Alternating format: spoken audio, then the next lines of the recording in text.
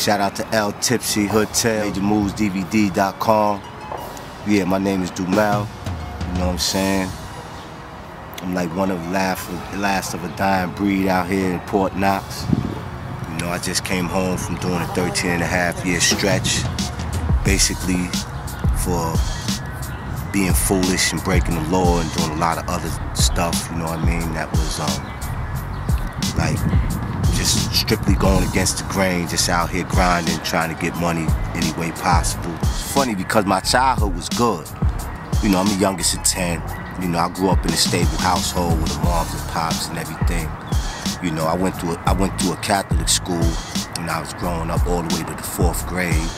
You know, but the thing about it was, while I was doing good in school and I was smart and everything, when I come back to the neighborhood, I'm mixing with my friends in the neighborhood, so I was living two different lifestyles. I was a good kid during school days, but when I came home in the afternoon and I got with my friends in the neighborhood, I just turned into a whole different person. So it was like a Dr. Jekyll and a Mr. Hyde type of thing.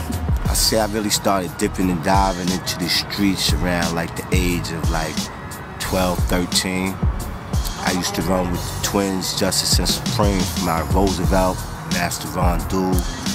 I used to run with the guards, and I used to go to Roosevelt and run with the guards over there, Sun Guard and all of them, and you know, we just used to run around and do mischief, you know what I mean? We used to run around and just wild out, you know, like we had a license to act ill. I was 14 years old. I got placed in a Nassau County Juvenile Detention Center right next to Family Court, like on Carmen Road. What had happened was, me and a friend of mine, you know, we got arrested for robbery. It wasn't even really a robbery though. The whole thing about it was, my friend pounded the kid out, because we was over in the projects on the south side. My friend beat the kid up, and I just took his coat. Me and my friend bounced. That was it. You know, I didn't force him to take his coat or nothing like that. You know, I just took his coat. Me and my man bounced, and the kid pressed charges, and next thing you know, they come into my house and they arrested me for robbery. Well, every time that I got incarcerated, I went up top. I went to the mountains. You know, it wasn't none of these county bids and none of that stuff. Every time I went inside, I did a bid. First time I did a bid was for that little robbery. I went up to a spot called Berkshire Farms, and that was up in Canaan, New York. I was up there for approximately like a year. Then I came home from that. After that, I got arrested again, and this time it was for another robbery. And I went away for that one for 3 years restricted placement. And I went to a place called Maston Park, which is up in Buffalo. They shut it down now. I was up in Maston Park wilding out, and you know, from Maston Park they sent me to Goshen. From Goshen they sent me to a spot in Brooklyn called Bushwick. It's on Howard Avenue. And throughout this transition period that I was going through, from one prison to another, one juvenile facility to another, I was running into a lot of cats that turned out to be like hood legends, you know, like Killer Ben from out of Fort Greene, my man Baby Rock, Sincere, God bless these brothers, they no longer here. You know, my man Skills, you know what I mean, Mike Skills and shit, he no longer here and everything. My man Looney Lad Jason, you know, God bless these brothers, they no longer here. But throughout my childhood, and I'm going in and out of these juvenile facilities, you know, I'm running into the same people over and over again. So it got to the point now where every time I went in, I felt right at home, because everybody that was in there was my peoples that I came up with, peoples that I put work in with. So, you know, I felt right at home. Basically, I was institutionalized because I knew what was expected of me and I knew what I was going to do. So it was like when the pigs was around, I did what I had to do, but when the pigs disappeared, I did what I had to do. 1988, I was in, no, 1989, I was in Elmira, and we was in the yard, and you know, they had like a little fence where you could talk to dudes in the other yard and everything. And my man was on the fence and everything, and I was spinning the yard with somebody else. And next thing I know, my man run by me and he like holding his face together.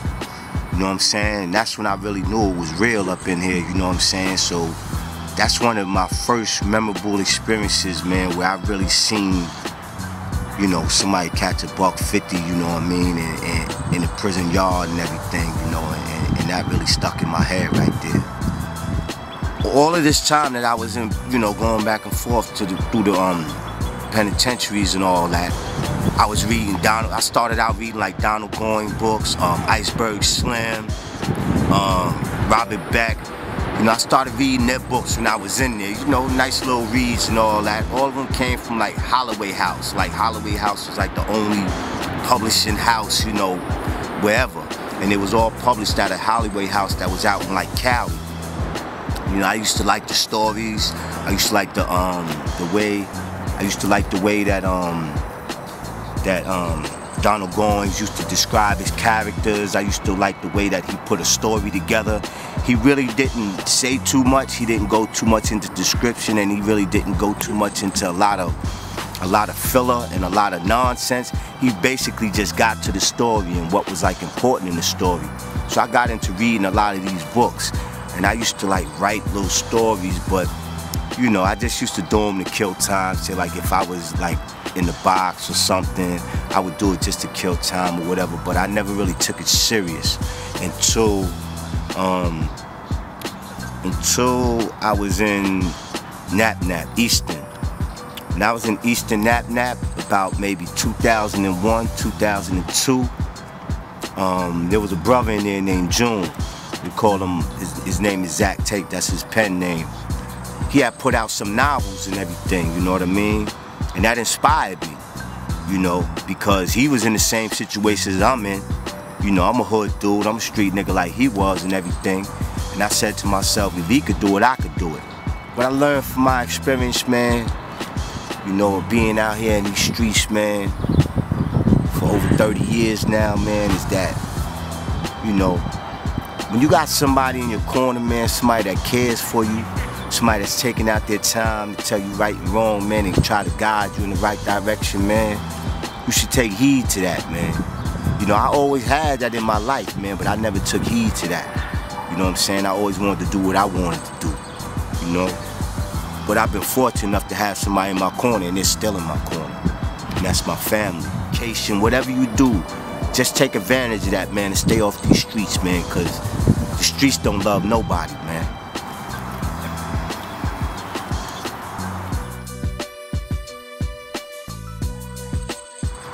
Yeah, since I came home from my little 13-and-a-half-year bid, you know what I mean?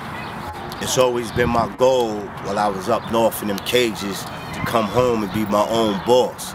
Because I know that I got all these felonies and strikes against me. You know, nobody was really gonna want to hire me because they're gonna base their hiring, you know, off of my past criminal history. This is my first joint right here, Once a Thief. You know, this is my baby right here. This is the first story that I wrote. Once a Thief, the Urban Hood Tale, a Hood Saga, is by P. Cooper Washington. You can copy it from my site, www.dobereal.com. Shout out to L-Tipsy, Hood Tales, Major Moves, DVD.com, you know what I'm saying? Do Be Real Publications, all day in the building, Port Knox. My man Article over here, you know what I'm saying? It's a success story here, man. Brother came out the hood in the rough and tumble streets, man. You know what I'm saying? I came home doing something positive for myself, man, which is supposed to be giving brothers incentive, man, that it could be done. You know what I mean? You know what I'm saying? Shout out to my man Medina, my workout partner Biddy, Rob Mel the Thief, you know what I mean? Knowledge, you know what I mean?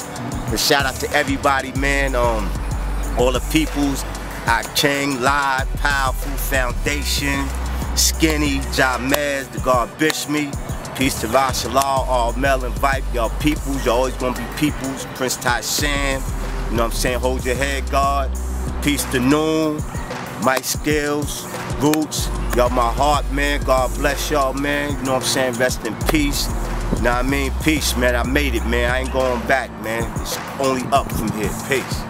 Special shout out Freak Genius TV, one love, baby, you know what I'm saying.